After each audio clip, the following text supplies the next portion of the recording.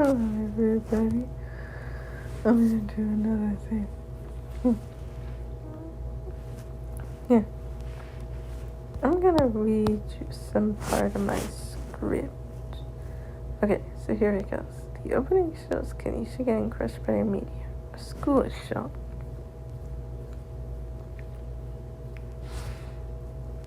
Nobusuwa, Koga, Shoji, Hyato, Ryoko, and Melanie are shown walking together. Yari is working at an ice cream shop.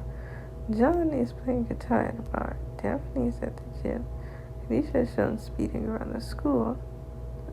The opening shows the mansion. And Stella is shown fixing her makeup. Tanya is shown shooting. The maids and butlers are shown. Kanisha is shown in the gym fighting Tanya. The opening switches to round with a sniper gun.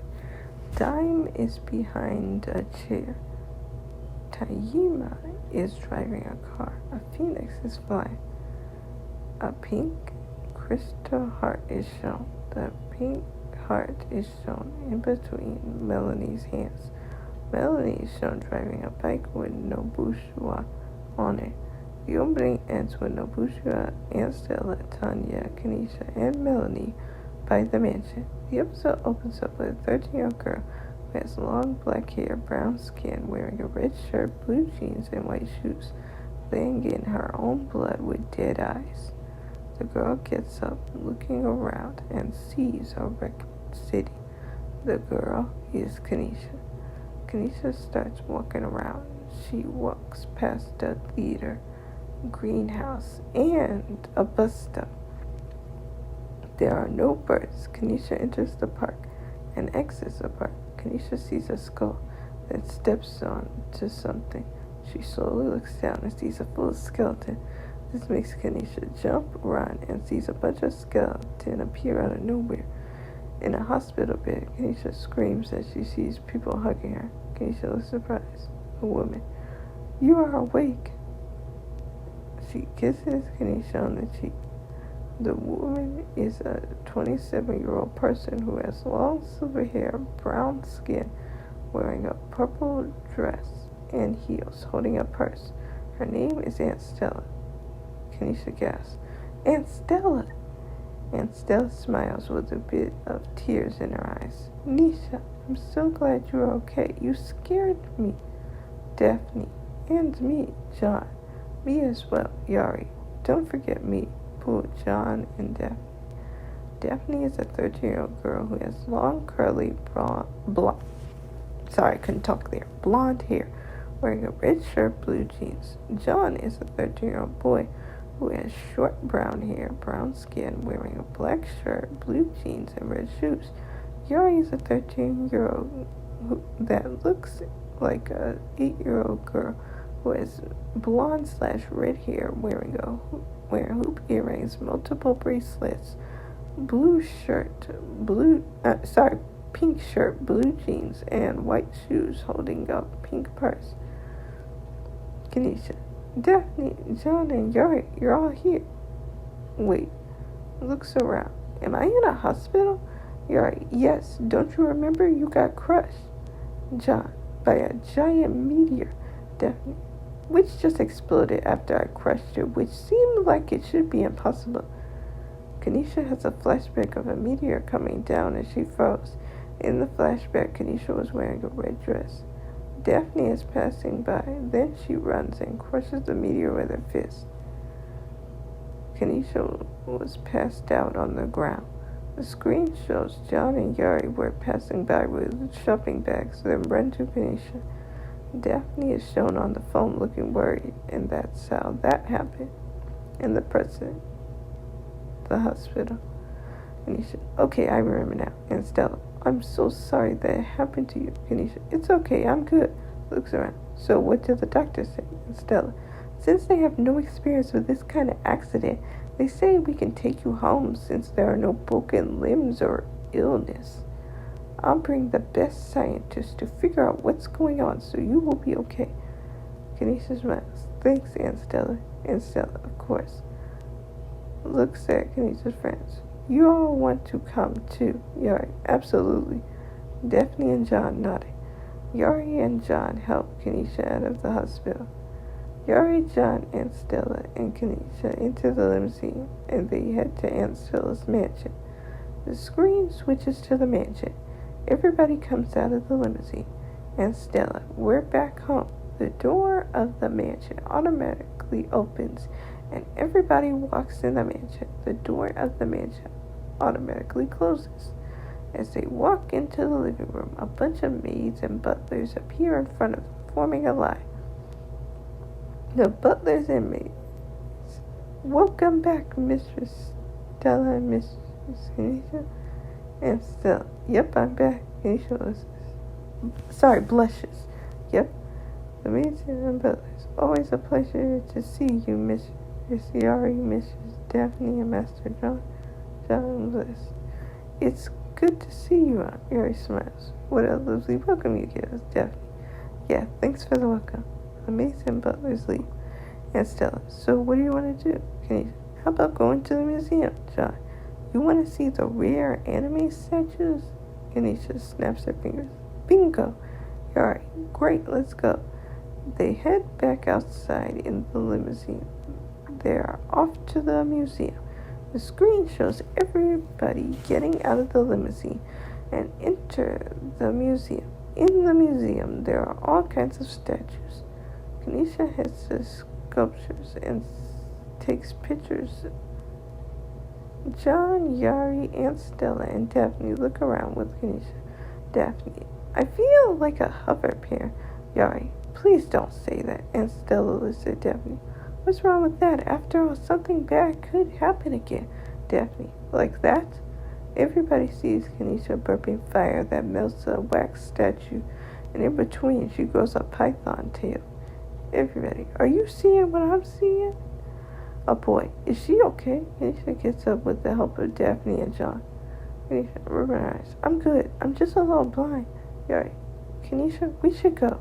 Kanisha looks at Yari confused. Why? Yari, all the statues are burned, Kanisha exclaims. Oh.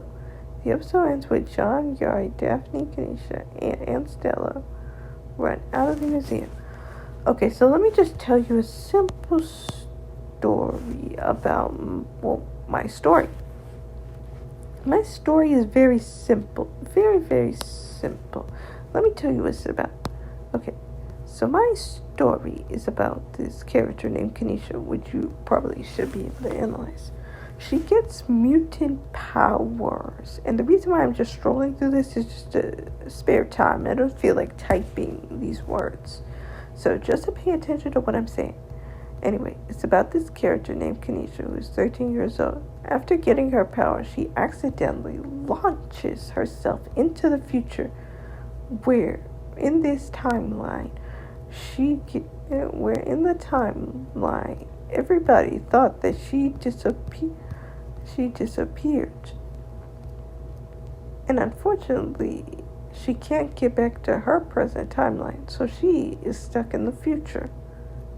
Some crazy things pursue, and then soon she learns how to use she time travels. Well, in between, she learns how to use her powers. And then she returns back to middle school. And the rest of the story is just going to be her going through middle school, high school, college, and even having jobs. And no, wait, yeah. I'm going to show her having jobs too in between all this stuff. And also, I'm going to have a jump cut to 100 years later where she's done all these kind of crazy things. Oh, I also wanted to mention that if you people are curious, I'm going to tell you this. So I have always dreamed of selling my script of a special story like Kanisha's Many Adventures to a major network. Maybe not Netflix, but probably Nickelodeon or Cartoon Network or Disney Channel. No, not Disney Channel, Disney Plus. But yeah, I would love to do that. if y'all ask me which one I would really want to do, I would like to do Disney Plus. Like, if I could sell my script to anyone when it's finished, I would send it to Disney Plus. Because Disney Plus really seems to be... Because Disney Plus really seems to know how to, like show up. Like, I feel like my kind of story wouldn't work really well in Disney, because I also have, like, these mature themes that Disney Channel wouldn't really show as much as Disney Plus would. So that's why I say Disney Plus would be a better option, because I have some LGBT representation in it. I also have scenes that show a lot of blood. I also have scenes that also show like the immortal.